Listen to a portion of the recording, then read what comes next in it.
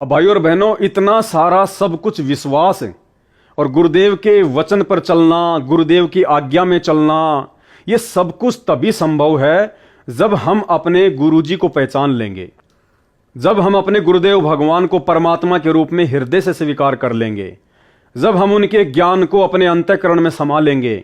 भाइयों और बहनों, उसी समय भगत के अंदर बदलाव आ सकता है। भगत वास्तव में एक सच्चा भगत बन सकता है, अपने गुरुजी की शिक्षाओं पर, उनके वचनों पर दृढ़ होकर चल सकता है। अन्यथा जिस प्रकार एक ट्रेन जाती है दिल्ली से बॉम्बे और जिसने जहां तक की टिकट ले रखी है वो वहीं उतरता चला जाएगा, अंतिम स्टेशन तक वहीं पहुंचेगा जिसने अंतिम स्टेशन तक की टिकट ले रखी है। तो गुरुदेव के वचनों पर अंत समय तक वही भगत टिक कर रह सकता है जिस भगत ने गुरुदेव की वास्तविक परमात्मा वाली स्थिति को पहचान लिया होगा।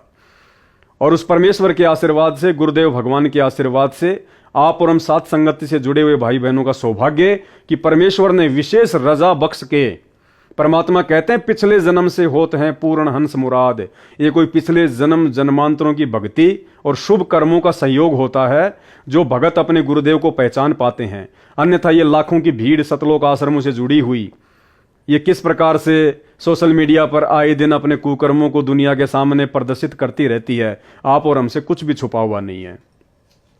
तो गुरु जी को परमात्मा मानने के विषय में आदरणीय गरीबदास जी महाराज जी की ये वाणियां हैं।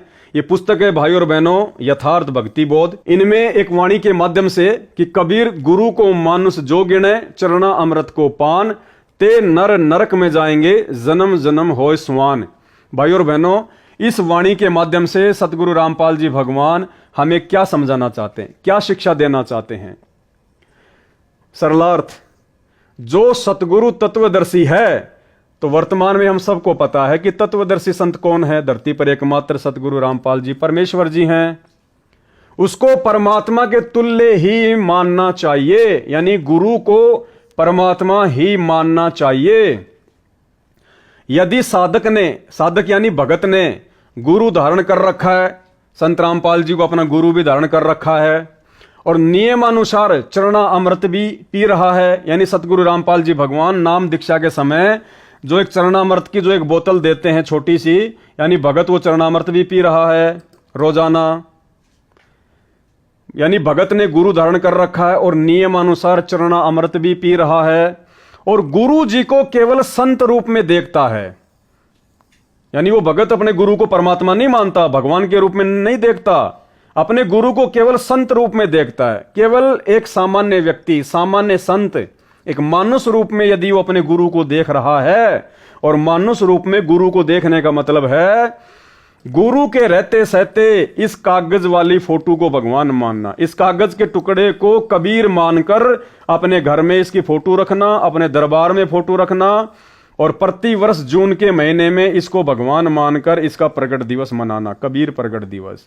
ये होता है गुरु को मानुष मानना, गुरु को आम व्यक्ति मानना, आम संत मानना। और गुरु जी को केवल संत रूप में देखता है और परमात्मा अन्य मानता है, और परमात्मा अन्य मानता है, यानी परमात्मा संगत आज मान रही है इस कागज की फोटो को, गुरु जी को तो केवल संत रूप में देख रही है और परमात्मा मान रही है इस कागज के टुकड़े को, कबीर जी की नकली फोटो को, काल्पनिक फोटो को। और परमात्मा अन्य मानता है तो वह शिष्य पार नहीं हो सकता, उस भगत का मोक्ष नहीं हो सकता। यानी आज सतलोक आश्रमों से जुड़ी हुई 90% संगत, साथ संगति से जुड़े हुए सत्सेवक भाई बहनों को छोड़कर जितने भी भगत हैं, वो भगत वर्तमान समय में सतलोक जाने वाली स्थिति में नहीं है।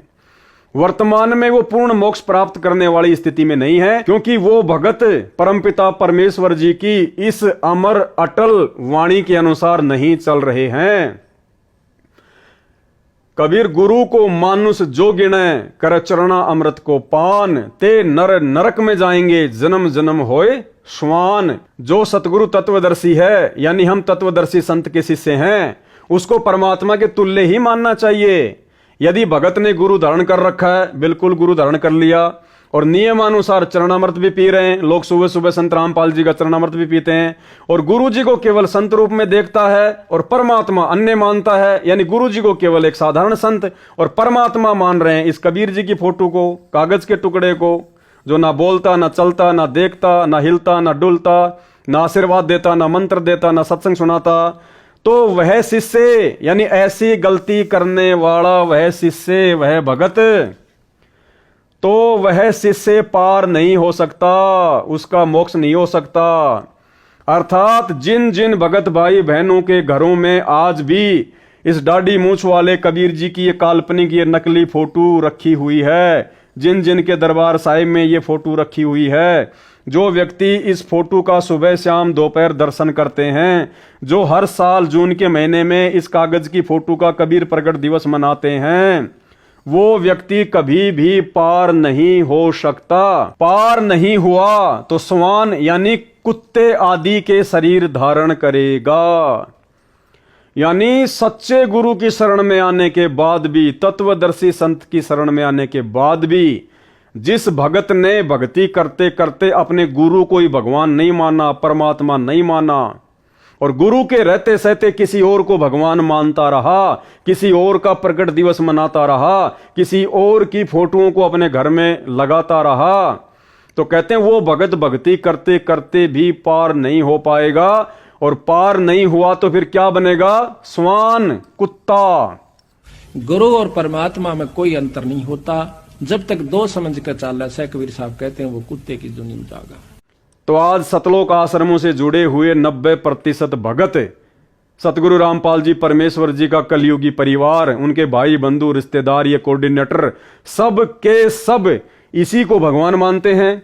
जून के महीने में इसका प्रकट दिवस मनाते हैं। आश्रमों में इनकी बड़ी बड़ी फोटोएं लगी हुई हैं, यानी गुरु के रहते सहते कागज के टुकड़े को भगवान मान रहे हैं। तो सारे के सारे कुत्ते की योनि में जाने वाली भक्ति कर रहे हैं, कुत्ते की योनि में जाने वाली। ये मैं नहीं कह रहा, आपके गुरु सतगुरु रामपाल जी स्वयं कह रहे हैं।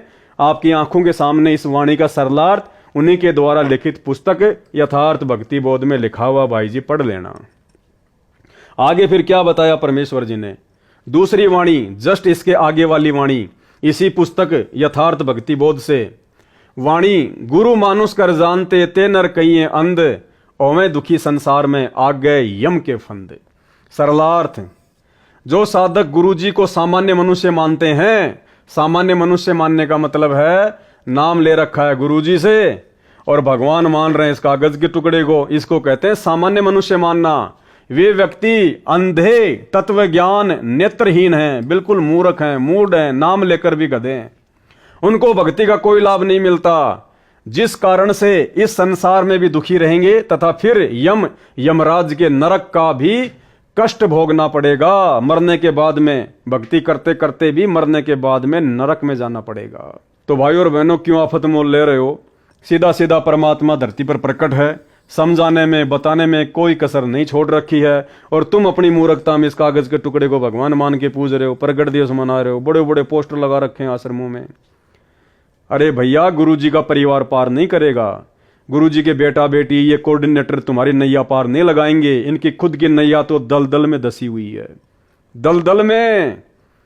ये सभी लोग आने वाले समय में रोएंगे, पछताएंगे और समय हाथ से निकल जाएगा। ये सभी लोग आने वाले समय में रोएंगे, पछताएंगे, लेकिन उस समय तक जब इनको ये बातें समझ में आएंगे ना, जो बातें वर्तमान में सत्सेवकों के आ चुकी हैं, ये बातें जब तक इनके समझ में आएंगी तब तक तो समय हाथ से निकल चुका होगा। और बाद में फिर परमात्मा कहते हैं कि अब पछताए क्या हो जब चिड़िया चुग गई खेत।